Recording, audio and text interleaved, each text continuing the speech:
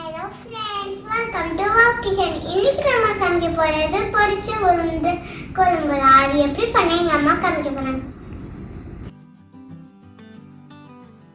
உருண்டை குழம்பு செய்யறதுக்கு கடலைப்பருப்பு 1 கப் எடுத்துருக்கோம். அதை வந்துட்டு கழுவி ஒரு மணி நேரம் ஊற வச்சு எடுத்து வச்சாச்சு. பாருங்க, பருப்பு வந்து நல்லா ஊறிடுச்சு. இப்போது இதை தண்ணியெல்லாம் தண்ணி வடித்து வச்சாச்சு.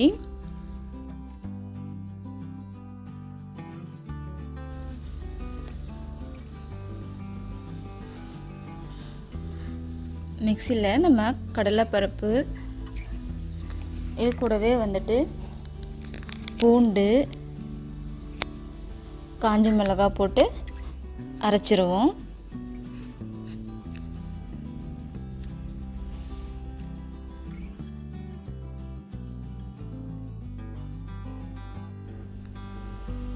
பாருங்கள், நம்ம அரைச்சி எடுத்து வச்சாச்சு.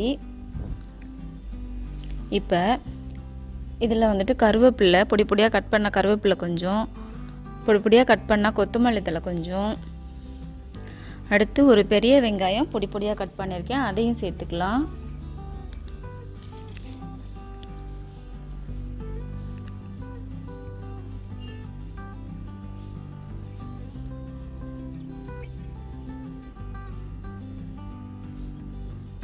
அடுத்து தேவையான அளவு உப்பு சேர்த்துக்கலாம்.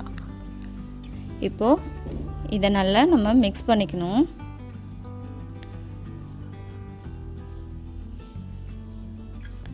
மிக்ஸ் பண்ணியாச்சு. இப்போ நம்ம இதை உருண்டை பிடிச்சி வச்சுருவோம். சின்ன சின்ன உருண்டையாக செஞ்சு வச்சுருவோம். பாருங்கள், இந்த அளவுக்கு செஞ்சு வச்சாச்சு உருண்டெல்லாம்.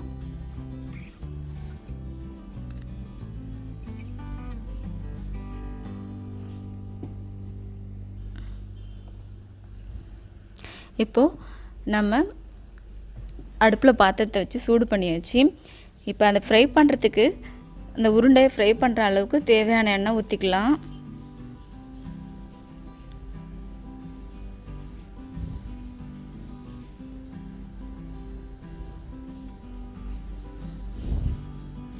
எண்ணெய் சூடாகிடுச்சு. இப்போ நம்ம செஞ்சு வச்ச உருண்டை எடுத்து ஆயிலில் போட்டுருவோம்.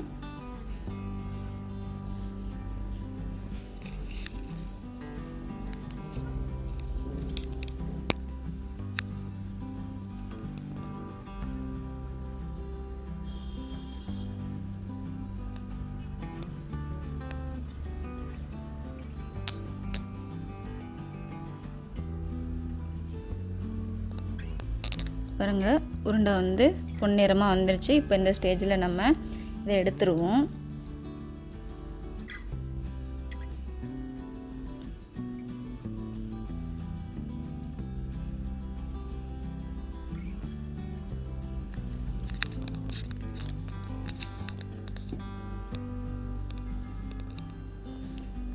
பாருங்கள், எல்லா உருண்டையும் நம்ம எடுத்து வச்சாச்சு எண்ணெயிலேருந்து.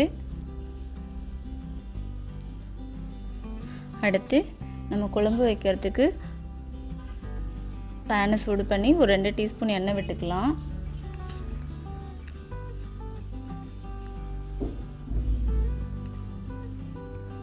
எண்ணெய் காஞ்சிடுச்சு. இதில் 2 டீஸ்பூன் சீரகம் சேர்த்துக்குவோம். மிளகு 1 டீஸ்பூன், காஞ்ச மிளகாய் 4, 1/4 டீஸ்பூன் அளவு வெந்தயம் சேர்த்துச்சு. மிக்ஸ் பண்ணிவிட்டு 10 பல் பூண்டு சேர்த்து, அது கூடவே வந்துட்டு நம்ம கருவேப்பிலையும் சேர்த்து வதக்கி விட்டுருவோம்.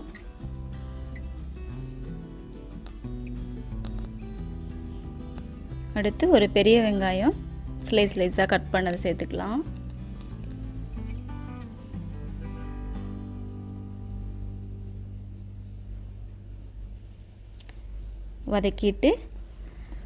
கொஞ்சமாக வதக்கிட்டு அதுக்கடுத்து அது கூடவே நம்ம ஸ்லைஸாக கட் பண்ண தக்காளி சேர்த்து நல்லா மசிச்சு விட்டுப்போம். நான் 2 தக்காளி சேர்த்துருக்கேன் இதுக்கு.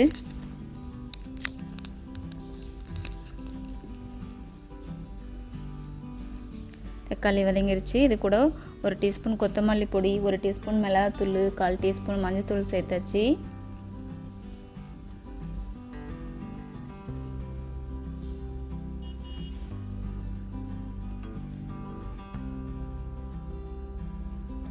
அடுத்து உப்பு தேவையான அளவு சேர்த்துக்கலாம்.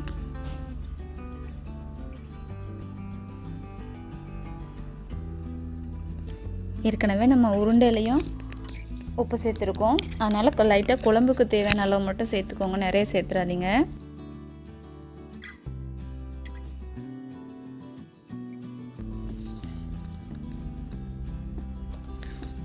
குழம்புக்கு தேவையான அளவு தண்ணி ஊற்றிக்கலாம்.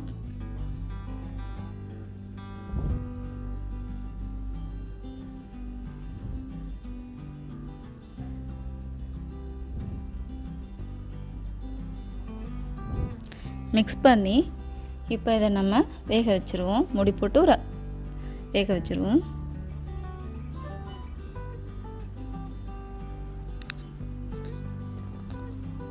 வெந்துருச்சு. இப்போ நம்ம பொரிச்சு வச்ச உருண்டையெல்லாம் இதில் சேர்த்துடலாம் குழம்புல.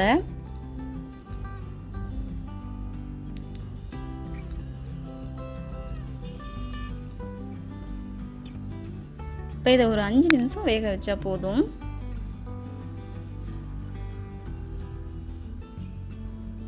நல்லா மிக்ஸ் பண்ணி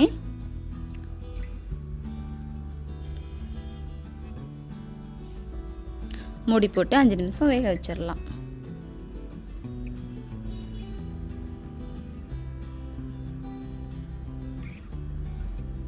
அவ்வளோதான், நம்மளோட குழம்பு ரெடி ஆயிடுச்சு.